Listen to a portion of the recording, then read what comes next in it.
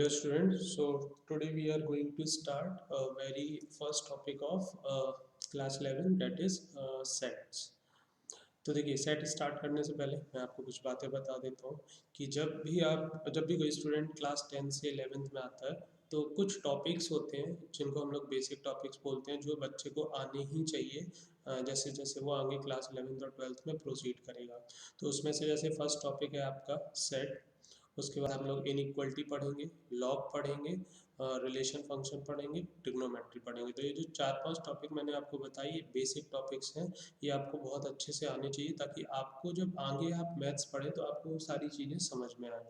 ठीक है, तो आज हम लोग स्टार्ट करने वाले हैं सेट। अगर मैं जेई मेंस और एडवांस के पॉइंट ऑफ व्यू से बात करूँ इस चैप्टर का क्या वेटेज है, क्या इंपॉर्टेंस है, तो बहुत ज़्यादा क्वेश्चन नहीं पूछे जाते हैं, बहुत ज़्यादा फ्रिक्वेंटली क्वेश्चन भी नहीं पूछे जाते हैं। हाँ, ये होता है कि सेट का यूज़ हो सकता है, ऐसे बोल सकते हैं कि 2-3 चैप्टर का कंबाइन करके एक क्वेश्चन आपसे पूछा जा सकता है जिसमें कहीं ना कहीं सेट का भी यूज़ हो सकता है। ठीक है, तो देखिए स्टार्ट करते हैं हम लोग। तो फर्स्ट है हमारा point, definition of a set. Set किसे कहते हैं? तो अगर मैं सिंपल डेफिनेशन आपको बताऊं तो वो सेट की डेफिनेशन होती है कलेक्शन ऑफ ऑल ऑब्जेक्ट्स। ठीक है, ऑब्जेक्ट्स के कलेक्शन को हम लोग क्या बोलते हैं? सेट बोलते हैं। ये तो मैंने एक फॉर्मल डेफिनेशन आपको बता दी, लेकिन अगर एक्चुअल में बिल्कुल करेक्ट या मैथमेटिकली करेक्ट डेफिनेशन हमें बोलनी हो तो वो क्या हो जाएगी?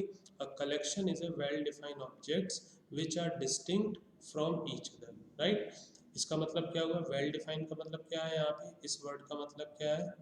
यही सबसे इंपॉर्टेंट वर्ड है यहाँ पे, वेल डिफाइन। राइट, देखिए जैसे मैंने बोला, अभी मैंने फॉर्मल डेफिनेशन आपको क्या बताई थी? Collection of objects. लेकिन ऑब्जेक्ट्स कैसे होने चाहिए? वेल डिफाइन होने चाहिए।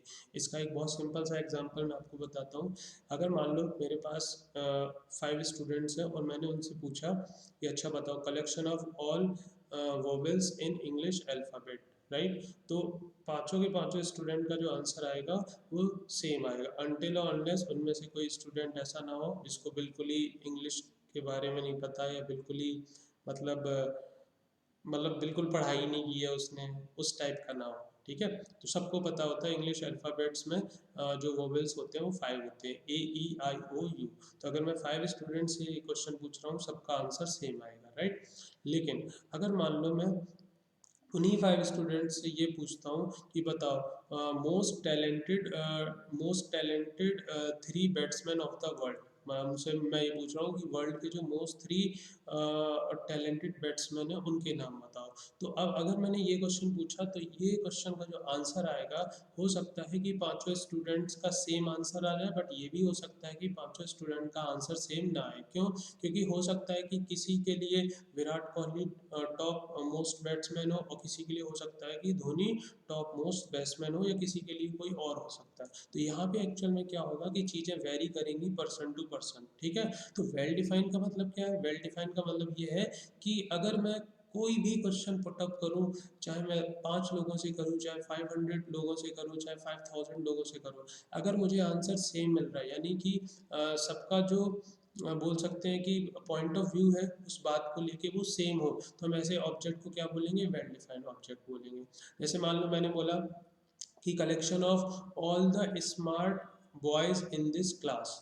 ठीक है, तो अब हो सकता है कि मान लो क्लास में मैथ्स का टीचर है, उसके पॉइंट ऑफ व्यू से क्लास के कोई 5 पर्टिकुलर बच्चे जो हैं वो स्मार्ट है।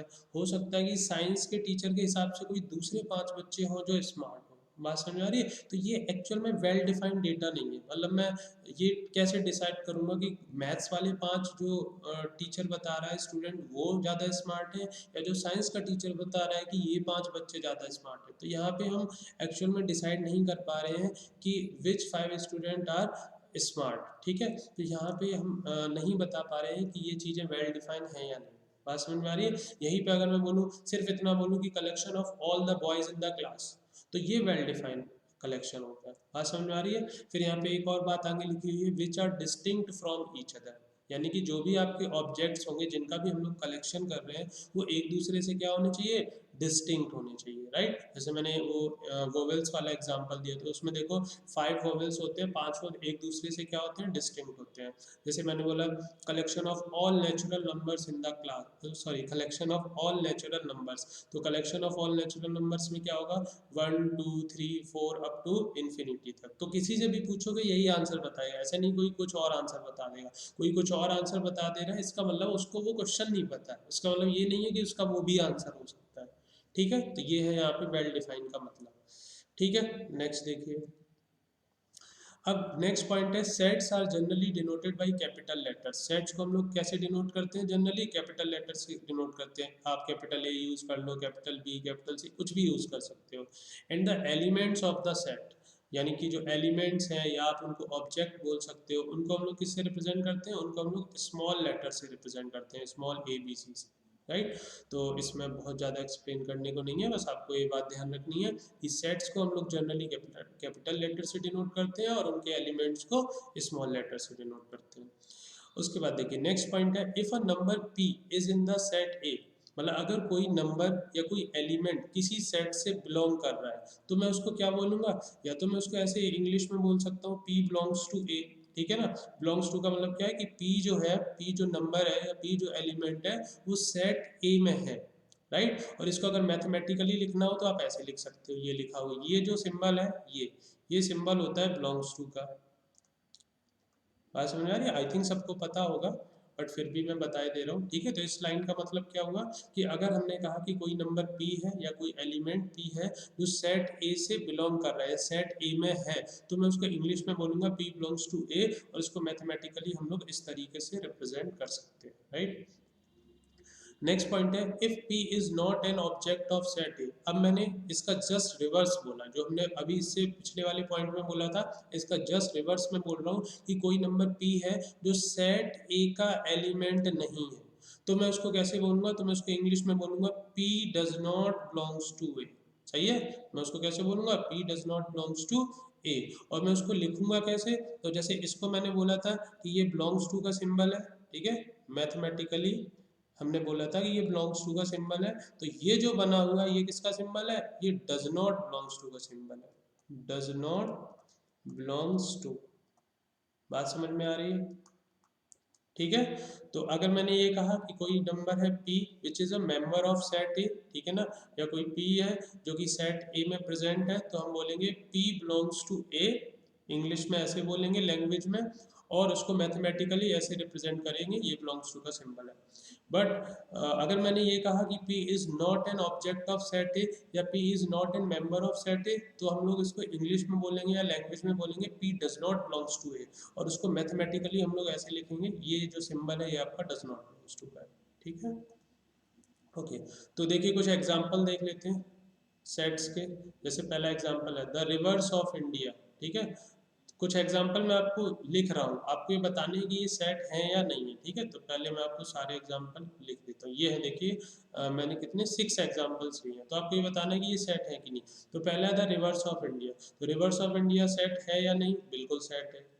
क्यों भाई, अगर किसी से भी पूछोगे कि जो भी हमारा देश है उसकी सारी जो भी रिवर्स है उनका कलेक्शन, तो कोई भी बता देगा। हो सकता है कि भाई आपको सारे नाम याद ना हो, ठीक है ना, तो आप गूगल करके या किसी से पूछ के बता देंगे ना। ऐसा नहीं है ना कि आप से collection of reverse of India पूछा गया और आप उसमें यूएस की किसी रिवर का नाम ले दें, ऐसा तो नहीं हो सकता, ठीक है। जो रिवर्स इंडिया में है उनका कलेक्शन, तो आप किसी से भी पूछोगे वो एक वेल डिफाइंड कलेक्शन है, ठीक है ना, वेल डिफाइंड ऑब्जेक्ट का कलेक्शन है, तो हम उसको सेट बोलेंगे। उसके बाद सेकंड है the vowels in the English alphabet, ये मैं ऑलरेडी अभी आपको बताया था, this is also a set, ठीक है। ये भी वेल डिफाइंड कलेक्शन है ऑब्जेक्ट्स का। उसके बाद नेक्स्ट है प्राइम फैक्टर्स ऑफ 210, 210 के जो प्राइम फैक्टर्स होंगे उनका कलेक्शन, तो उनका कलेक्शन आप करके देखना, ये आ जाएगा 2 3 5 एंड 7, मतलब 210 के जब आप प्राइम फैक्टर्स करोगे तो वो 4 आएंगे, 2 3 5 एंड 7। तो अगर ये 4 आ रहे होंगे तो ये वेल डिफाइंड सेट है, और अगर ये 4 नहीं है या इनके अलावा भी कोई है तो फिर ये सेट नहीं होगा, ठीक है। तो आई थिंक यही 4 फैक्टर आएंगे प्राइम फैक्टर, तो ये भी सेट है।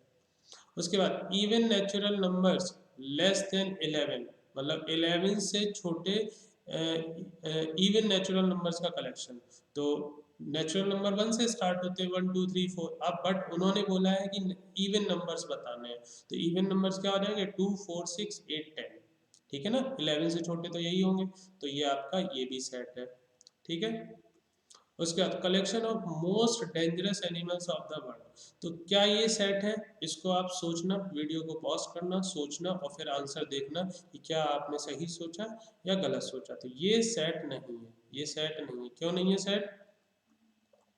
इसलिए सेट नहीं है क्योंकि इन्होंने बोला most dangerous animal of the world. अब देखो, जो डेंजरनेस है वो तो पर्सन टू पर्सन जो है वो वेरी करेगा, ठीक है। हो सकता है किसी को शेर से डर लगता हो सकता है किसी को छिपकली से भी डर लग सकता है, राइट। तो ये जो डेंजरनेस है, ठीक है ना, वो सबके लिए डिफरेंट डिफरेंट होगा, ठीक है ना। जैसे मैंने बोला किसी को हो सकता है छिपकली से ही डर लगता हो, लेकिन हो सकता है किसी को छिपकली से डर ना लगता हो।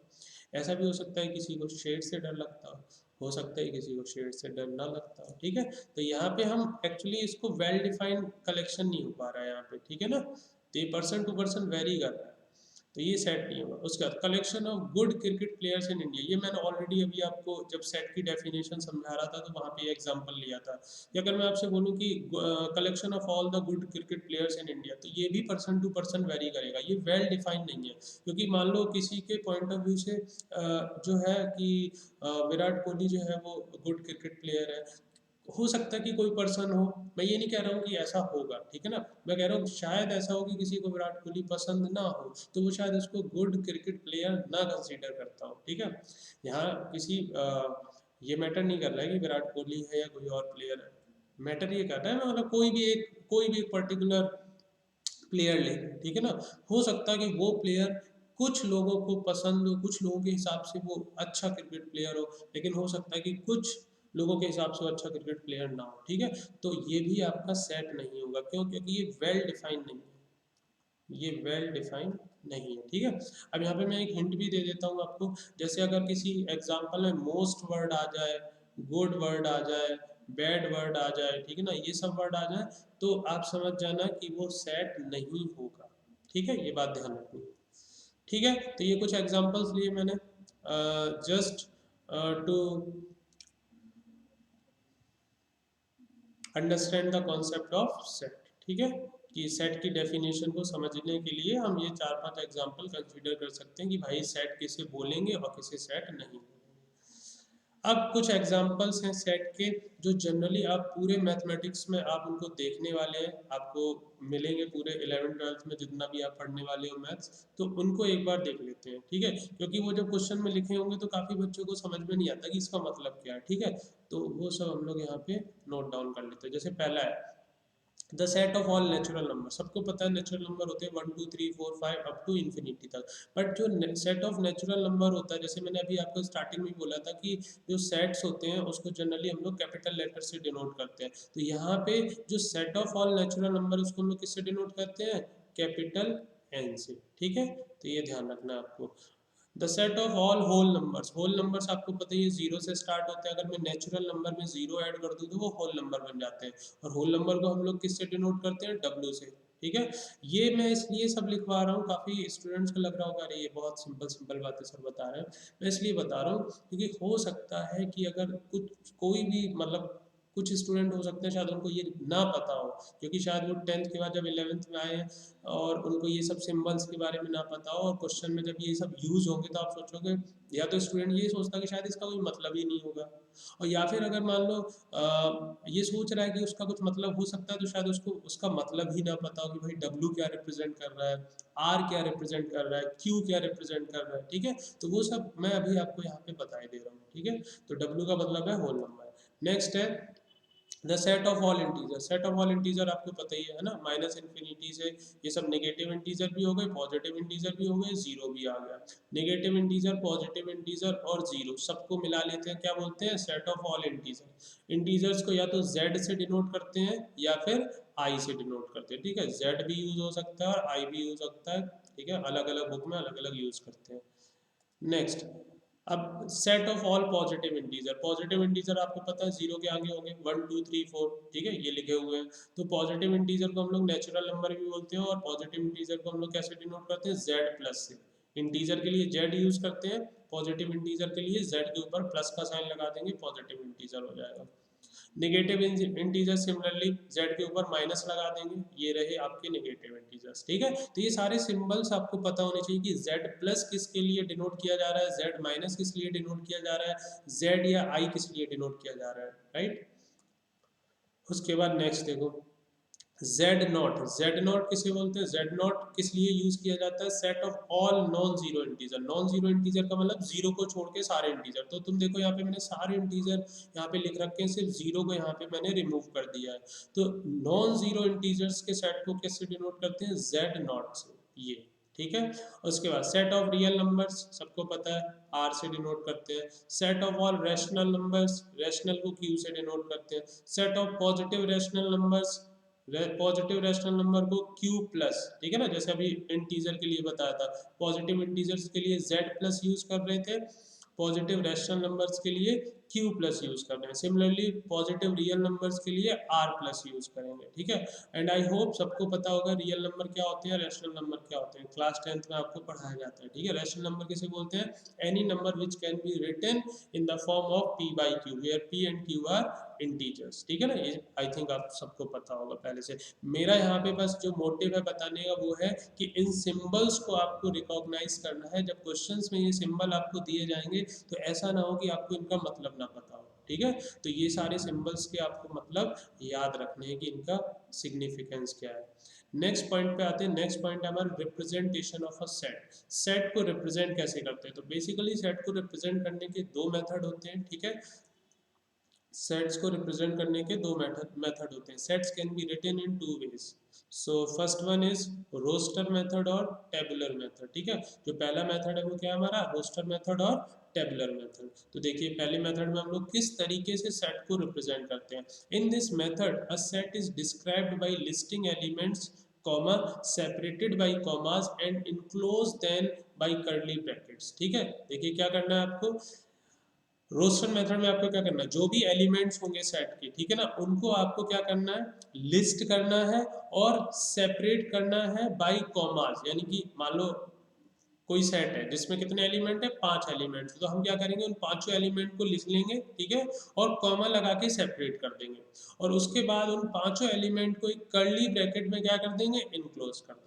ठीक है, जैसे मान लो मैंने बोला कि set of all vowels in the English alphabet, तो हमें पता है कि इंग्लिश अल्फाबेट में कितने वोवेल्स होते हैं, 5, तो मैंने लिखे ए, कॉमा लगा के सेपरेट किया, ई, आई, ओ, यू। ठीक है, ये देखो पांचों मैंने जो भी सेट जो मैंने कलेक्शन लिया था, मैंने कलेक्शन क्या लिया था, collection of all vowels in the English alphabet. ठीक है, तो पहले तो मैंने काउंट किया कि कितने होते हैं, 5 होते हैं, पांचों को लिखा मैंने कॉमा से सेपरेट करके, उसके बाद एक कर्ली ब्रैकेट में ऐसे इनक्लोज करके लिख दिया। So this is the way of representing a set in roster form. ठीक है, बस सिंपल है बहुत। ठीक है, उसके बाद देखिए अभी यहाँ पे क्या लिखा हुआ है, note that while writing the set in roster form an elements is not generally repeated. इन्होंने बोला है कि जब भी हम रोस्टर फॉर्म में लिखते हैं किसी भी सेट को, तो हम एलिमेंट को जनरली रिपीट नहीं करते। इसका मतलब क्या है, अभी आगे एग्जांपल आएगा आपको समझ में आ जाएगा। बेसिकली ये है कि मान लो आपने कोई कलेक्शन लिया, अब उस कलेक्शन में हो सकता है कि कोई लेटर या कोई ऑब्जेक्ट या कोई एलिमेंट रिपीट हो रहा हो, तो जब हम उसको रोस्टर फॉर्म में लिखेंगे, कॉमा लगा के सेपरेट करली ब्रैकेट में लिखेंगे, तो हम किसी भी एलिमेंट को रिपीट नहीं करेंगे। ठीक है, तो अभी देखो मैं एक एग्जांपल लेता हूँ, वहाँ पे आपको ये और अच्छे से बताता हूँ। जैसे पहला एग्जांपल है, ये देखिए, the set of letters of word school में बी रिटन एज। तो हमें क्या करना है, जो स्कूल वर्ड के लेटर्स हैं उनका सेट बनाना है। तो सबसे पहले हमने क्या किया, स्कूल वर्ड में कौन कौन से लेटर हैं उनको लिखा, एस, सी, एच, ओ, ओ, एल। तो अगर देखा जाए वैसे तो इस स्कूल वर्ड में कितने टोटल लेटर है, 6 लेटर्स है, लेकिन उन 6 लेटर्स में जो ओ है वो 2 बार रिपीट कर रहा है। ये तो जब मैं इनका कलेक्शन सेट के फॉर्म में लिखूंगा तो वहां पे मैं ओ एलिमेंट को 2 बार रिपीट नहीं करूंगा। तो ये देखिए ये आंसर लिखा हुआ है आपका, ये आंसर लिखा हुआ है। ठीक है, यहाँ पे देख लो आप आराम से, एस, सी, एच, ओ, एल। ठीक ना, ओ यहाँ पे 2 बार आ रहा था तो वो रिपीट नहीं करना। ठीक है, तो ये उस पॉइंट का मतलब था जो अभी हमने प्रीवियस स्लाइड में देखा था। ठीक है। नेक्स्ट है आपका सेट ऑफ नेचुरल नंबर। तो नेचुरल नंबर को ऑलरेडी मैं अभी प्रीवियस स्लाइड में भी बता चुका हूँ, 1 2 3 4 5 अप टू इन्फिनिटी, ठीक है। अभी दोबारा से क्यों लिखा है, अभी हम लोग इसलिए लिख रहे हैं ऐसे, अभी हम लोग रोस्टर फॉर्म के एग्जांपल्स देख रहे हैं कि अगर मुझे कोई कलेक्शन दिया जाए एलिमेंट्स का या ऑब्जेक्ट्स का, तो उसको मैं रोस्टर फॉर्म में कैसे रिप्रेजेंट करूंगा। तो वो हमें कैसे करना है, जो भी एलिमेंट्स है उनको कॉमा लगा के सेपरेट करो और कर्ली ब्रैकेट में इनक्लोज करके उसको रिप्रेजेंट कर दो। नेक्स्ट है set of prime number. Prime number आपको पता है 2 3 5 7 11 है ना। तो सारे एलिमेंट लिखे, कॉमा लगा के सेपरेट किया, कर्ली ब्रैकेट में इनक्लोज किया और हमने लिख दिया। नेक्स्ट है जैसे ये मान लो ये कि हमने एक सेट लिखा है, तो मैं सेट को बोला था कैपिटल लेटर से आप रिप्रेजेंट कर सकते हैं। यहाँ देखो नेचुरल नंबर का कलेक्शन था इसलिए एन लिख दिया था, यहाँ प्राइम नंबर का कलेक्शन था इसलिए पी लिख दिया था। ये एक नॉर्मल सा सेट है तो मैंने उसको कैपिटल लेटर ए से रिप्रेजेंट कर दिया। अब अगर मैं बोलूँ कि ये किस चीज का सेट है, क्या है यहाँ पे, किस कौन से ऑब्जेक्ट का कलेक्शन है, कौन सी प्रॉपर्टी फॉलो कर रहे हैं, तो यहाँ पे हम देखो क्लियरली देख सकते हैं 3 के मल्टीपल्स लिखे हुए हैं। 3 1 जा 3, 3 2 जा 6, 3 3 जा 9, 3 4 जा 12, 3 5 जा 15 एंड सो ऑन। तो ये 3 के मल्टीपल्स का कलेक्शन लिखा हुआ है। आई होप क्लियर होगा। नेक्स्ट ये देखिए, ये लिखा हुआ है 2 4 8 16 32, तो ये भी एक कलेक्शन लिखा हुआ है एलिमेंट्स का। बट अगर मैं आपसे पूछूं कि ये एलिमेंट्स जो है सेट के वो कौन सी प्रॉपर्टी फॉलो कर रहे हैं, इनमें क्या रिलेशन है सारे एलिमेंट्स में, तो वो क्लियरली दिख रहा है। ये देखो आपका ये 2 की पावर 1 लिखा हुआ है, ये आपका 2 की पावर 2 लिखा हुआ है, ये आपका 2 की पावर 3 लिखा हुआ है, ये आपका 2 की पावर 4 लिखा हुआ है एंड सो ऑन, यानी ये 2 की पावर्स लिखी हुई है। ठीक है, आई होप क्लियर होगी ये बात सबको, राइट। ओके, तो ये तो हो गया हमारा सेट रोस्टर फॉर्म, ठीक है। तो रोस्टर फॉर्म में हम लोग कैसे किसी भी सेट को रिप्रेजेंट करते हैं, बहुत इजी है। जो भी सेट के एलिमेंट्स हैं उनको कॉमा लगा के सेपरेट करते हैं और कर्ली ब्रैकेट में इनक्लोज करके लिख देते हैं। नेक्स्ट है हमारा सेट बिल्डर फॉर्म और प्रॉपर्टी मेथड। तो जैसे कि आपको नाम से समझ में आ रहा है, ये देखिए प्रॉपर्टी वर्ड यूज हुआ है, ठीक है। तो यहाँ पे हम लोग बेसिकली सेट को कैसे रिप्रेजेंट करने वाले हैं, in this we write down a property or rule which gives us all the elements of the set. जैसा कि हमने रोस्टर फॉर्म में क्या किया था, हमने एलिमेंट्स को डायरेक्टली लिख दिया था कॉमा लगा के और कर्ली ब्रैकेट में इनक्लोज कर दिया था। अभी इस मेथड में हम लोग डायरेक्टली एलिमेंट्स ना लिख के वो एलिमेंट्स जिस एक प्रॉपर्टी को फॉलो कर रहे होंगे या कोई रूल को फॉलो कर रहे होंगे, वो प्रॉपर्टी या रूल हम लोग लिख देंगे। और वो प्रॉपर्टी और रूल इस तरीके से लिखना है कि हमें उस प्रॉपर्टी या रूल का यूज करके सारे एलिमेंट्स मिल जाए उस सेट के, ठीक है। तो देखिए फॉर्मेट क्या होता है लिखने का, that is the format. Set A, set को तो कैपिटल लेटर से ही रिप्रेजेंट करेंगे, कर्ली ब्रैकेट लगाया, एक्स लिखा, एक्स की जगह कुछ भी लिख सकते हैं, जरूरी नहीं है एक्स लिखें, हमें तो यहाँ बस एक कोई वेरिएबल लिखना है। अब ये जो एक्स है ये क्या रिप्रेजेंट कर रहा है, ये रिप्रेजेंट कर रहा है एलिमेंट। जो हम लोग कर्ली ब्रैकेट के बाद लिखते हैं, एक्स लिखो, वाई लिखो, जेड लिखो, जो मन करे आपका यहाँ लिख सकते हो। तो ये क्या रिप्रेजेंट कर रहा है, एलिमेंट ऑफ सेट ए, ठीक है ना। ये जो कर्ली ब्रैकेट के बाद लिखते हैं वो क्या रिप्रेजेंट करता है, एलिमेंट ऑफ सेट ए। अब ये जो एलिमेंट्स है, ठीक है ना, ये जो एक्स है वो किस प्रॉपर्टी को फॉलो कर रहा है या कौन से रूल को फॉलो कर रहा है, वो हम लोग ऐसे यहाँ पे, जस्ट 1 मिनट, वो हम लोग क्या करते हैं, वो ऐसे हम लोग सच डेट का सिंबल लगा के यहाँ लिख देते हैं प्रॉपर्टी, ठीक है। तो एक बार देखो मैं बड़ा बड़ा सा लिख देता हूँ, x such that property of x, ठीक है। तो ये एक्स क्या रिप्रेजेंट कर रहा है, ये एक्स रिप्रेजेंट कर रहा है एलिमेंट्स ऑफ सेट ए, अगर मैंने इसको ए बोला है तो, ठीक है।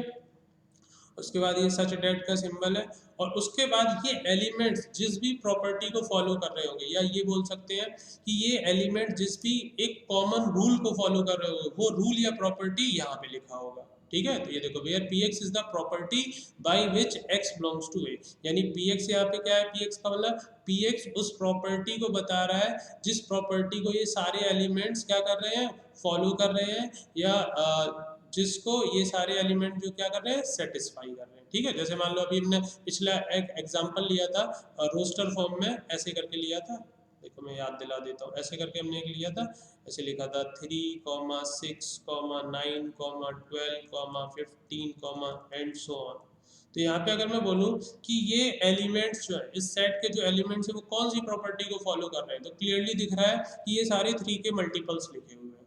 बात समझ में आ रही है? तो मैं इसको कैसे लिख सकता हूँ, मैं इसको ऐसे लिख सकता हूँ, ये x लिखा, x का रिप्रेजेंट कर रहा है elements of the set such that, अब ये कौन सी प्रॉपर्टी को फॉलो कर रहे हैं, तो मैं यहाँ पे ऐसे लिख दूंगा x is equal to 3 into n, ठीक है, where n belongs to natural number. बात समझ में आई कि x क्या है, x एलिमेंट ऑफ सेट है, और x कौन सी प्रॉपर्टी या रूल को फॉलो कर रहा है, x is a multiple of 3, ये लिखा हुआ है x is a multiple of 3, right. और यहाँ पे आप देखो 3 इंटू 1, 3 इंटू 2 6, 3 इंटू 3 9, 3 इंटू 4 12, तो यहाँ पे 3 इंटू 1 से स्टार्टिंग हुई है, इसलिए मैंने n belongs to natural number लिख दिया। आई होप क्लियर होगा। तो रोस्टर फॉर्म और सेट बिल्डर फॉर्म में क्या फर्क है, रोस्टर फॉर्म में तो मैं सीधे सीधे एलिमेंट्स को कॉमा लगा के सेपरेट करके लिख देता हूँ कर्ली ब्रैकेट के अंदर, और सेट बिल्डर या प्रॉपर्टी फॉर्म में हम लोग क्या करते हैं, जैसा कि नाम से ही समझ में आ रहा है कि यहाँ पे डायरेक्टली एलिमेंट्स को नहीं लिखते हैं, यहाँ पे हम लोग एलिमेंट्स की प्रॉपर्टी के फॉर्म में लिखते हैं, ठीक है, and that is the format, ये आपको याद रखना है, ठीक है, ये फॉर्मेट आपको याद रखना है, ठीक है। कुछ एग्जांपल्स देखते हैं।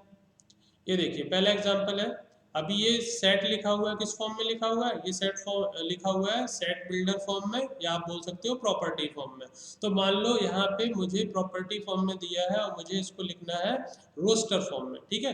तो अब मुझे देखो फॉर्मेट क्या दिया है, सेट ए है जिसमें किस टाइप के एलिमेंट है, एक्स टाइप के एलिमेंट है, ये जो पहले लिखा होता है it represents elements of the set, तो इस सेट में एक्स टाइप के एलिमेंट है, उसके बाद सच डेट, अब वो कौन सी प्रॉपर्टी फॉलो कर रहे हैं वो आगे लिखा है, x is a positive integer, यानी एक तो x पॉजिटिव इंटीजर है, and is a divisor of 18, यानी x पॉजिटिव इंटीजर है और 18 का डिवाइजर है। अब 18 के डिवाइजर क्या क्या होते हैं वो आप देख लो, 18 के डिवाइजर क्या क्या होते हैं कोई बताएगा मुझे, तो 18 के डिवाइजर हो जाएंगे आपके 1 2 3, 4 से तो डिवाइड नहीं होगा, 5 से भी नहीं होगा, 6 से डिवाइड होगा, उसके बाद 9 से डिवाइड होगा, और उसके बाद 18। सो ये सारे आपके डिवाइजर आ गए, ठीक है। तो अगर मेरे को लिखना हो रोस्टर फॉर्म में तो इस तरीके से लिखेंगे, ठीक है।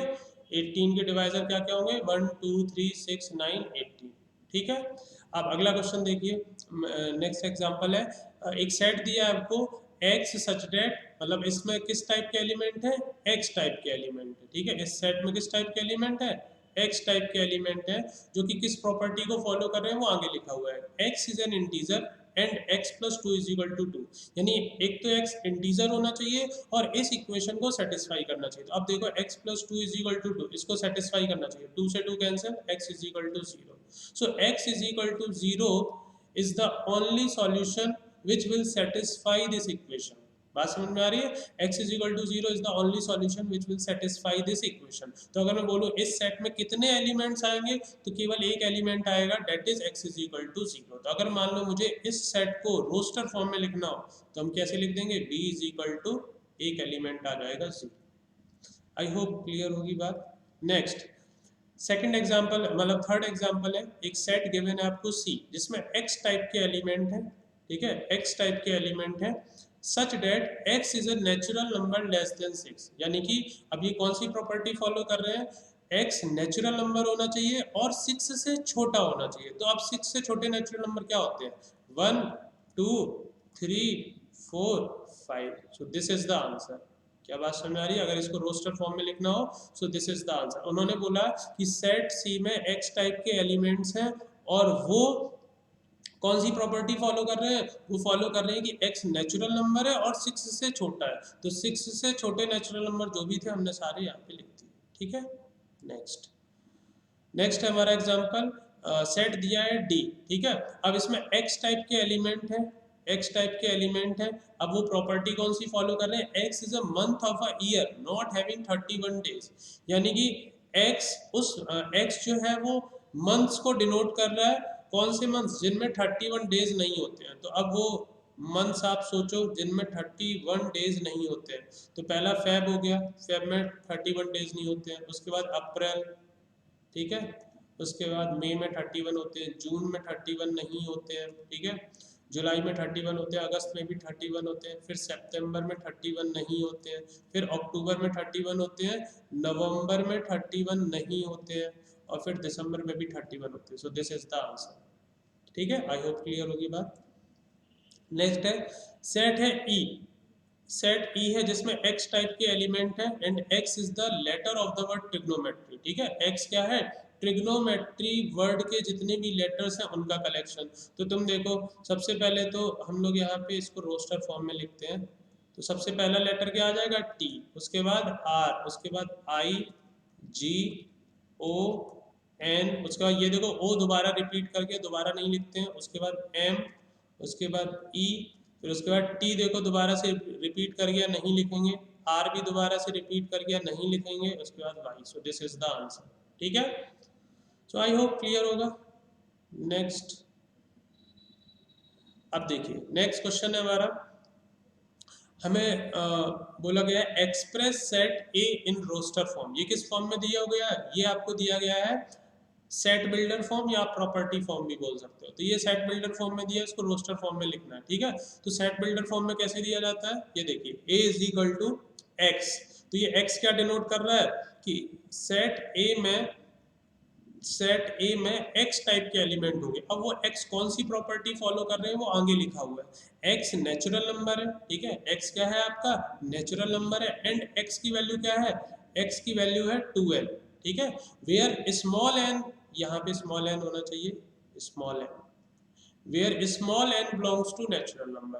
तो यहाँ पे आप स्मॉल n की वैल्यू नेचुरल नंबर रखो, 1 2 3 4 5 ऐसे रखोगे, तो x की वैल्यू आपको क्या मिलेगी, x की वैल्यू आपको मिलेगी 2 4 6 8 10।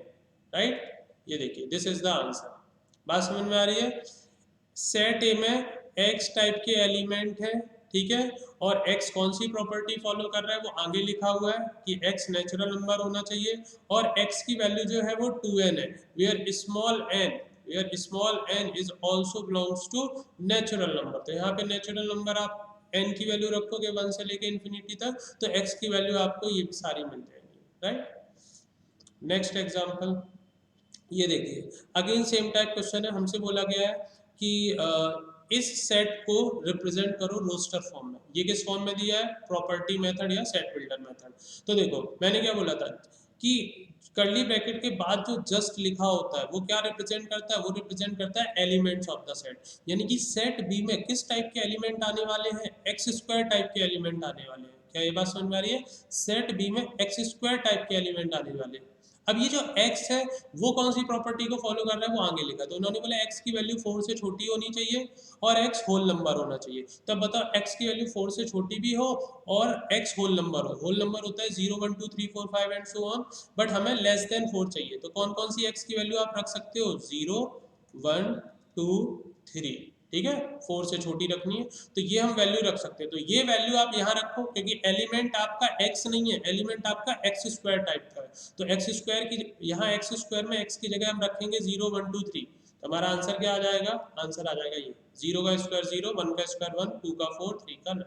सो this is the answer. Right, और देखिए आपको क्या करना है, आपको पहले पॉज करना है वीडियो को, खुद से क्वेश्चन करना है और उसके बाद आपको आगे रिज्यूम करके आपको चेक कर लेना है कि आपने सही लिखा है क्या नहीं। सही लिखा है तो बहुत अच्छी बात है, और अगर गलत लिखा है तो आप देख सकते हैं आपने कहाँ पे मिस्टेक की है। राइट, नेक्स्ट एग्जांपल है, अगेन आपको सेट दिया हुआ है, सेट बिल्डर फॉर्म में और रोस्टर फॉर्म में कन्वर्ट करना है। तो फिर से देखो हमने देखा कि इस सेट में किस टाइप के एलिमेंट है, ये जो सच डेट से पहले लिखा होता है वो एलिमेंट को रिप्रेजेंट करता है। तो इसमें x टाइप के एलिमेंट है, अब x कौन सी प्रॉपर्टी फॉलो कर रहा है वो आगे लिखा है, x is a positive integer, यानी x पॉजिटिव इंटीजर है और एक्स स्क्वायर की वैल्यू 40 से जो है वो कम होनी चाहिए। तो अब सबसे पहले तो ये देखो पॉजिटिव इंटीजर क्या होते हैं, पॉजिटिव इंटीजर 1 से स्टार्ट होते हैं, 1 2 3 4 5 6 7 एंड सो ऑन, ऐसे होते हैं पॉजिटिव इंटीजर। तो अब यहाँ पे हमें दो कंडीशन सेटिस्फाई होनी चाहिए, एक तो x पॉजिटिव इंटीजर ले सकते हो, बट दूसरी ये भी कंडीशन सेटिस्फाई होनी चाहिए कि उसका स्क्वायर 40 से छोटा होना चाहिए। तो तुम देखो अब हम स्क्वायर लिखते हैं, एक्स स्क्वायर 1 का स्क्वायर 1 ले सकते हैं, लेस देन 40, 2 का स्क्वायर 4 ये भी ले सकते हैं, 3 का स्क्वायर 9 ये भी कंसीडर कर सकते हैं, 4 का स्क्वायर 16 ये भी ले सकते हैं, 5 का 25, 6 का 36, 7 का 49 एंड सो ऑन। बट हमें जो है वो स्क्वायर 40 से लेस देन होना चाहिए, तो आप बस कहाँ तक ले सकते हो, 36 तक ले सकते हो, क्योंकि 36 के बाद जो है वो नेक्स्ट स्क्वायर आएगा 49, और जो 49 होगा वो 40 से ग्रेटर देन होगा, राइट। तो आप x की वैल्यू सिर्फ 1 से लेके 6 तक ले सकते हो, ठीक है, और उनके जो स्क्वायर आएंगे वो 1 से लेके 36 तक हो, ठीक है। तो हमारा आंसर क्या हो जाएगा, हमारा आंसर हो जाएगा 1 to 6, this is the answer, ठीक है। अब कुछ क्विजेज हैं, देखिए मैंने फॉर्मेट जो बनाया है इस चैप्टर को, या जो आगे हम लोग पूरा जो मैं कंटेंट आपको देने वाला हूँ उसका फॉर्मेट बहुत ही सिंपल मैंने बनाया, ठीक है। पहले हम लोग कुछ थ्योरी पढ़ेंगे, जैसा कि आज हमने क्या क्या पढ़ा है, हमने सेट का इंट्रोडक्शन लिया, सेट क्या होता है, ठीक है, सेट को कैसे रिप्रेजेंट करते हैं, और सेट के एलिमेंट्स को कैसे रिप्रेजेंट करते हैं, ठीक है। और सेट को रिप्रेजेंट करने के दो मेथड होते हैं, सबसे पहला रोस्टर मेथड, दूसरा होता है सेट बिल्डर मेथड। अब उन दोनों मेथड्स के बारे में हमने अच्छे से पढ़ा, उनसे रिलेटेड कुछ क्वेश्चंस भी किए, अब उनसे रिलेटेड हम लोग और क्वेश्चंस करें, क्योंकि एक्चुअल में मैथ्स में क्या, आप जितनी ज़्यादा क्वेश्चन करोगे, जितनी ज़्यादा प्रैक्टिस करोगे, वही एक्चुअल में आपको बेनिफिट्स देने वाला है, ठीक है ना। अदरवाइज थ्योरी तो आपको हर जगह मिल जाएगी, ठीक है ना, बुक्स में भी है और हर तरफ से आप थ्योरी पढ़ सकते हो, लेकिन आपको ज़्यादा से ज़्यादा क्वेश्चंस की प्रैक्टिस करनी है, ठीक है। तो आई विल ट्राई कि हर लेक्चर के बाद लॉट ऑफ क्वेश्चंस हों जो हम लोग डिस्कस करें, ताकि जो भी हमने थ्योरी पढ़ी है, जो भी कॉन्सेप्ट पढ़े हैं, वो अच्छे से क्लियर हो जाए, ठीक है। तो वो क्वेश्चंस जो है वो क्विजेस के फॉर्म्स में है, आपको क्या करना है पता है आपको, आपको ये नहीं है कि बस वीडियो एक तरफ से देखते जाना है, आप पहले क्वेश्चन को देखो, वीडियो पॉज करो और खुद से आंसर देने का ट्राई करो, ठीक है। खुद से आंसर दोगे वो ज़्यादा अच्छा रहेगा। तो देखिए पहला क्वेश्चन है, which of the following are set, justify your answer. कुछ एग्जांपल मैं आपके सामने लिखने वाला हूँ, आपको ये चेक करना है कि वो सेट्स हैं या नहीं है, और अगर हैं तो उसका रीजन जस्टिफाई करना है, ठीक है। तो पहला एग्जांपल है, the collection of all the months of a year beginning with the letter J, J letter से स्टार्ट होने वाले मंथ्स का कलेक्शन, क्या ये सेट है, बिल्कुल है। क्यों, क्योंकि ये वेल डिफाइंड है। जे से स्टार्ट वाले कौन कौन से मंथ होते हैं, जनवरी, जनवरी के बाद जून, जुलाई, आई थिंक तीन ही होते हैं, आई थिंक सो, ठीक है। तो ये आपका सेट है, ठीक है, क्योंकि जो कलेक्शन है वो क्या है, वेल डिफाइंड है, किसी से भी पूछोगे वही 3 मंथ बताएगा, कोई चौथा मंथ मतलब जनरेट नहीं कर देगा, ठीक है, वही होगा, ठीक है, जनवरी, जून और जुलाई। Next, the collection of the most talented writers of India. Again मैंने आपको भी स्टार्टिंग में बताया था कि अगर किसी एग्जाम्पल में मोस्ट वर्ड आ जाता है तो फिर वो सेट नहीं होता है। क्यों, क्योंकि इन्होंने बोला कि 10 most talented writers of India बताओ, तो ये जो मोस्ट टैलेंटेड वाली बात है ये पर्सन टू पर्सन वेरी करेगी, किसी के लिए कोई पर्टिकुलर राइटर टैलेंटेड होगा, वही राइटर किसी दूसरे पर्सन के पॉइंट ऑफ व्यू से टैलेंटेड नहीं होगा। तो ये जो मोस्ट वाली बात आ जाती है ये डिपेंड करती है पर्सन टू पर्सन, तो मैं इसको सेट कंसीडर नहीं कर सकता, this is not a set, ठीक है। क्यों नहीं है सेट, क्योंकि जो कलेक्शन ऑफ ऑब्जेक्ट्स है वो वेल डिफाइंड नहीं है, ठीक है। ऑलरेडी ये चीज़ हम लोग डिस्कस कर चुके हैं स्टार्टिंग में, और मैंने आपको ये हिंट भी दी थी, या आप बोल सकते हो टिप बोल सकते हो, कि मैंने बोला था आपको मोस्ट वर्ड मिल जाए, ठीक है ना, टैलेंटेड वर्ड हो गया, ये सब, तो वो सेट नहीं हो सकता है। नेक्स्ट है, a team of 11 best cricket batsman of the world. ये भी मैंने आपको स्टार्टिंग में बताया कि अगर कहीं बेस्ट वर्ड आ जाता है तो फिर वो सेट नहीं होता है ना, क्योंकि बेस्ट जो है वो वेरी करेगा, है ना, बेस्ट वर्ड जो है वो वेरी करेगा पर्सन टू पर्सन, किसी के लिए कोई पर्टिकुलर बैट्समैन जो होगा वो बेस्ट क्रिकेट बैट्समैन होगा, बट वही बेस्ट बैट्समैन किसी दूसरे पर्सन के लिए शायद बेस्ट ना हो, ठीक है। तो यहाँ पे भी पर्सन टू पर्सन चीज़ें वेरी करेंगी। Next, the collection of all boys in your class, ये सेट है, ठीक है, आपकी क्लास के सारे बॉयज का कलेक्शन, ये सेट है, क्योंकि ये वेल डिफाइंड, आप किसी से भी पूछोगे तो वो सारे बॉयज का कलेक्शन आपको बता देगा, ठीक है। तो आई थिंक क्लियर होगा, बहुत सिंपल क्वेश्चन है, लेकिन क्वेश्चन सिंपल हो या टफ हो वो मैटर नहीं करता, मैटर करता है कि उस क्वेश्चन से आपके कॉन्सेप्ट क्लियर होने चाहिए, ठीक है ना। जरूरी नहीं कि हमेशा बहुत ज़्यादा टफ चीज़ें पढ़ के ही हम अपने आप को सेटिस्फाई करें, आपको कॉन्सेप्ट क्लियर होना चाहिए, चाहे वो कितना भी इजी एग्जाम्पल हो चाहे कितना भी टफ हो, ठीक है। आई होप आपको ये सारे क्लियर होंगे। नेक्स्ट है the collection of all natural number less then 100, ये भी सेट है ना, ये भी वेल डिफाइंड है। किसी से भी पूछोगे 100 से लेस देन नेचुरल नंबर का कलेक्शन, सारे लोग बता देंगे आपको आंसर 1 2 3 4 अप टू 99 तक, ठीक है। तो ये भी आपका सेट है। नेक्स्ट क्विज है, एक सेट दिया है आपको जिसमें 6 एलिमेंट है 1 2 3 4 5 6, ठीक है। और आपको क्या करना है, insert the appropriate symbol belongs to और does not belongs to in the blank spaces. तो आपको ये फिल इन द ब्लैंक्स करना है। तो पहले मैं एक साथ सारे क्वेश्चन लिख देता हूँ, ठीक है। आप क्या करना, आप इनको पॉज करना, ठीक है, स्क्रीन को पॉज करना और पहले खुद से इनको फिल करने की कोशिश करना, उसके बाद अपने आंसर चेक करना, ठीक है। तो एक सेट दे रखा है जिसमें 1 से लेकर 6 तक एलिमेंट है, आपको कुछ फिल इन द ब्लैंक्स दिए, आपको इसमें बिलोंग्स टू और डज नॉट बिलोंग्स टू का सिंबल जो है वो फिल करना है। तो देखो पहला क्वेश्चन देखो आप, पहला क्वेश्चन है 5, उसके बाद फिल इन द ब्लैंक्स है और सेट ए, क्या 5 सेट ए से बिलोंग कर रहा है, बिल्कुल कर रहा है, तो यहाँ पे बिलोंग्स टू का सिंबल आ जाएगा। क्या 8 जो है, नंबर 8 जो है क्या वो सेट ए से बिलोंग कर रहा है, तो आप देख लो 8 तो यहाँ पे कहीं नहीं आ रहा है, तो यहाँ पे डज नॉट बिलोंग्स टू का सिंबल आ जाए। क्या 0 ए से बिलोंग कर रहा है, ये भी बिलोंग नहीं कर रहा है, तो यहाँ पे भी डज नॉट बिलोंग्स टू का सिंबल आ जाए। क्या 4 ए से बिलोंग कर रहा है, बिल्कुल बिलोंग कर रहा है, बिलोंग्स टू का सिंबल आ जाएगा। क्या 2 ए से बिलोंग कर रहा है, ये भी कर रहा है, ठीक है। तो इजी है, आई होप क्लियर होगा। Next quiz 3, write the following sets in roster form. अब कुछ सेट्स आपको गिवन होंगे, ठीक है ना, किस फॉर्म में, ऑब्वियस बात है सेट बिल्डर फॉर्म में, क्योंकि उन्होंने बोला है रोस्टर फॉर्म में कन्वर्ट करना है। तो देखिए पहला क्वेश्चन है, एक सेट ए है जिसमें किस टाइप के एलिमेंट है, उसमें एक्स टाइप के एलिमेंट है। अब वो एक्स जो है, जो एलिमेंट्स है वो कौन सी प्रॉपर्टी फॉलो कर रहे हैं वो आगे गिवन है। X is an integer, x integer होना चाहिए, एंड एक्स जो है वो -3 और 7 के बीच में होना चाहिए। तो अब इसको आप पॉज करना और आंसर लिखना और उसके बाद अपना आंसर चेक कर लेना। मैं आंसर आपको लिख रहा हूँ, ये देखिए -3 और 7 के बीच में कितने इंटीजर आएंगे, ये सामने आपके लिखे हुए हैं, -2 से लेके 6 तक, ठीक है। -3 और 7 क्यों नहीं आएंगे, क्योंकि इसका मतलब है इन्होंने बोला जो x है वो -3 से ग्रेटर देन होना चाहिए और 7 से लेस देन होना चाहिए। तो -3 नहीं होगा, -3 कब होता है, जब यहाँ पे इक्वल टू का साइन लगा होता। अगर ऐसे लिखा होता -3 ऐसे ही करके लिखा होता, तो फिर यहाँ पे -3 भी इंक्लूड होता और 7 भी इंक्लूड होता, क्योंकि अब यहाँ पे मैंने इक्वल टू का साइन लगा दिया। बट अभी यहाँ पे इन्होंने इक्वल टू का साइन नहीं लगाया, यानी इन्होंने बोला -3 से बड़े इंटीजर और 7 से छोटे integer. So this is the answer.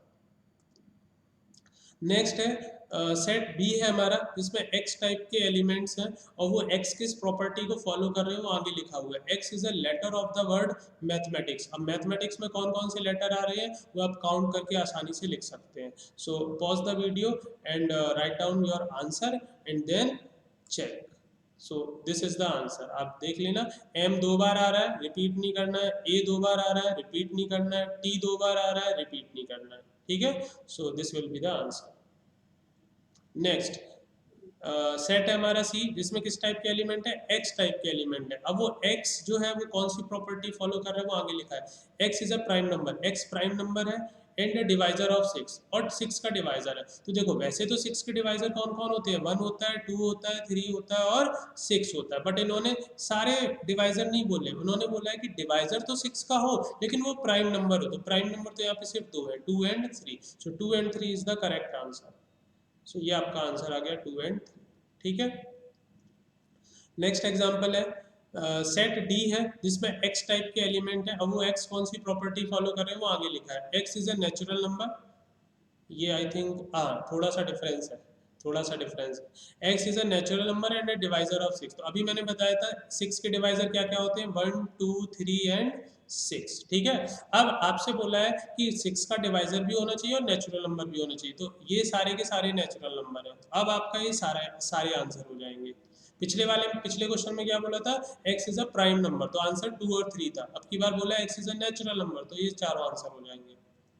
ये देखिए दिस इज द आंसर, ठीक है। नेक्स्ट है, नेक्स्ट सेट है आपका E, जिसमें X टाइप के एलिमेंट है और वो x कौन सी प्रॉपर्टी फॉलो कर रहा है वो आगे लिखा है, x is a letter of the word principle. अब देखिए प्रिंसिपल में कौन कौन से लेटर आ रहे हैं उनका कलेक्शन, तो आप यहाँ से काउंट कर लेना और उसके बाद आप आंसर अपना चेक कर लेना। ये देखिए ठीक है, P 2 बार आ रहा था, 2 बार रिपीट नहीं करेंगे, I 2 बार आ रहा था, रिपीट नहीं करेंगे, बाकी सारे लेटर्स लिखे हुए। ठीक है, next question, right the following sets in the set builder form. अब आपको सेट बिल्डर फॉर्म में लिखना है और आपको किस फॉर्म में दिए होंगे, ऑब्वियस बात है अब आपको रोस्टर फॉर्म में दिया होगा और सेट बिल्डर फॉर्म में कन्वर्ट करना है। तो पहला क्वेश्चन है ये देखिए, a is equal to set दिया है 2,4,6, तो ये क्या है, तो इसको मैं बहुत तरीके से बोल सकता हूँ, ठीक है, बट आप इसको पॉज करो, ठीक है, आप इसको पॉज करो, सोचो कि ये जो एलिमेंट्स लिखे हुए हैं कौन सी प्रॉपर्टी को फॉलो कर रहे हैं, और जब खुद से ट्राई कर लेना फिर आप आंसर चेक कर लेना। सो दिस इज द आंसर। आप ऐसे लिख सकते हो कि ये देखो क्या लिखे हुए हैं, ये इवन नेचुरल नंबर लिखे हुए हैं। नेचुरल नंबर तो 1 से स्टार्ट होते हैं, लेकिन ये 2, 4, 6, 8 सारे इवन नंबर है, तो मैं इसको बोल सकता हूँ x सच डेट, मैंने ऐसे लिखा कि भाई एलिमेंट्स को रिप्रेजेंट करने के लिए x लिख दिया। अब ये x कौन सी प्रॉपर्टी फॉलो कर रहा है, यानी इन एलिमेंट्स को तो ये x रिप्रेजेंट कर रहा है, लेकिन अब ये कौन सी प्रॉपर्टी फॉलो कर रहे हैं वो ये मैंने आगे लिख दिया कि x is N even natural number. ठीक है, आप इसको ऐसे भी लिख सकते हो दूसरे तरीके से, ये देखो x एलिमेंट को रिप्रेजेंट कर रहा है such that x is equal to 2n, ठीक है, आप ऐसे भी लिख सकते हो कि ये 2 के मल्टीपल लिखे हुए हैं, तो मैंने लिखा x is equal to 2n where small n belongs to natural number. आप इस तरीके से भी आंसर दे सकते हो, ठीक है, आप ऐसे भी आंसर दे सकते हो और ऐसे भी आंसर दे सकते हो, बोथ आर करेक्ट। ठीक है, अगला एग्जांपल नेक्स्ट है, अब देखिए यहाँ पे एलिमेंट्स लिखे 1, 4, 9 डॉट डॉट 100, ठीक है, तो आपको क्या करना है, आपको बस ये रिकॉग्नाइज करना है कि ये एलिमेंट्स कौन सी प्रॉपर्टी को फॉलो कर रहे हैं या कौन से रूल को फॉलो कर रहे हैं। तो यहाँ पे क्लियरली देखो दिख रहा है, ये 1 का स्क्वायर, ये 2 का स्क्वायर, ये 3 का स्क्वायर और ये किसका स्क्वायर है, 10 का स्क्वायर है। तो बेसिकली ये 1 से लेके 10 तक के स्क्वायर्स लिखे हुए हैं, राइट। तो अब मैं आंसर को कैसे लिख सकता हूँ, मैं आंसर को इस तरीके से लिख सकता हूँ, मैंने पहले x लिखा, x क्या रिप्रेजेंट कर रहा है, x रिप्रेजेंट कर रहा है एलिमेंट्स ऑफ दिस सेट, ठीक है। अब x कौन सी प्रॉपर्टी फॉलो कर रहा है वो ये लिख दिया मैंने, वो ऐसे लिख दिया कि x जो है वो स्क्वायर्स को रिप्रेजेंट कर रहा है, तो x is equal to n square लिख दिया मैंने ऐसे करके, वेयर अब कहाँ से स्क्वायर स्टार्ट हुआ है, 1 से, तो n को मैंने लिख दिया n belongs to natural number. अब ऐसा भी नहीं है, अगर मैं सिर्फ इतना लिख के छोड़ दूं तब तो इसका मतलब ये हो गया कि ये स्क्वायर्स इन्फिनिटी तक जाने चाहिए, बट स्क्वायर्स तो यहाँ पे 100 पे आके रुक गए हैं, तो उसके लिए मुझे कंडीशन लगानी पड़ेगी कि जो स्मॉल n की वैल्यू लेनी है वो कहाँ तक लेनी है, लेस देन 11, लेस देन 11 का मतलब 10 तक। मतलब मैं ऐसे भी लिख सकता था और इसी बात को मैं ऐसे भी लिख सकता था n less and equal to 10, दोनों सेम बात है। इसका मतलब ये हो गया कि n की वैल्यू 10 या 10 से कम लेनी है, और इसका मतलब क्या हो गया, इसका मतलब हो गया कि n की वैल्यू 11 से छोटी लेनी है। ठीक है, तो इस तरीके से आप इस सेट को सेट बिल्डर फॉर्म में रिप्रेजेंट कर सकते हैं, राइट। ठीक है, नेक्स्ट क्वेश्चन करते हैं। ये देखिए, इसको देखो भाई कि ये कौन सी प्रॉपर्टी को फॉलो कर रहा है, तो यहाँ पे देखो ये भी बहुत आसान है, ये 5 की पावर 1 लिखा है, ये 5 की पावर 2 लिखा है, ये 5 की पावर 3 लिखा है, ये 5 की पावर 4 लिखा है। ठीक है, तो आंसर कैसे लिखेंगे, ये देखो x such that x is equal to 5 की पावर n, क्योंकि 5 की पावर n लिखी है तो x इज इक्वल टू 5 की पावर n। अब वो पावर कहाँ से स्टार्ट हुई है, 1, ये पावर 2 है, ये पावर 3 है, ये पावर 4 है, तो x इज इक्वल टू 5 की पावर n, 1 से स्टार्ट हुआ है इसलिए मैं लिखूंगा n belongs to natural number. अब कहाँ तक लेना है, 4 तक लेना है, तो हमने क्या लिख दिया n लेस देन 5, या इसी बात को मैं ऐसे भी लिख सकता था n less and equal to 4, दोनों सेम बात है, ऐसे लिख दो ऐसे लिख दो, दोनों सेम बात है। ठीक है, अगला है 2, 5, 10, 17, 26, इसको थोड़ा सोचो, ठीक है, सोचो, क्योंकि जब आप खुद सोचोगे तब आपको रियलाइज होगा कि हाँ चीज़ें क्लियर हो रही हैं या नहीं हो रही हैं। ठीक है, तो आप, मैं यहाँ पे ऐसा नहीं कि मैं भी नहीं, मैं रुकूंगा नहीं, मैं तो अभी बता दूंगा आपको। आपको क्या करना है, वीडियो को पॉज करना है और सोचना है कि ये एलिमेंट्स कौन सी प्रॉपर्टी को फॉलो कर रहे हैं। ठीक है, तो चलिए मैं बताता हूँ, ये देखो ध्यान से, अगर आप इसको देखो, चलो इसको शायद समझ में ना आ रहा हो, इसको देखो 5 क्या लिखा है, 5 ऐसे लिखा है, 2 का स्क्वायर लिखा है और उसमें एक एक्स्ट्रा लिखा हुआ है, 10 क्या लिखा है, 10 3 का स्क्वायर लिखा है और फिर 1 एक्स्ट्रा लिखा है, 17 का मतलब क्या है, 4 का स्क्वायर है और 1 एक्स्ट्रा लिखा हुआ है, 26 का मतलब क्या है, 5 का स्क्वायर है और 1 एक्स्ट्रा लिखा हुआ है। तो अब आप पहले वाले को भी समझ गए होंगे कि 1 का स्क्वायर है और 1 एक्स्ट्रा लिखा है। क्या बात समझ में आई? ठीक है, तो अच्छा क्वेश्चन था। अगर आपने सोच लिया होगा तो बहुत अच्छी बात है।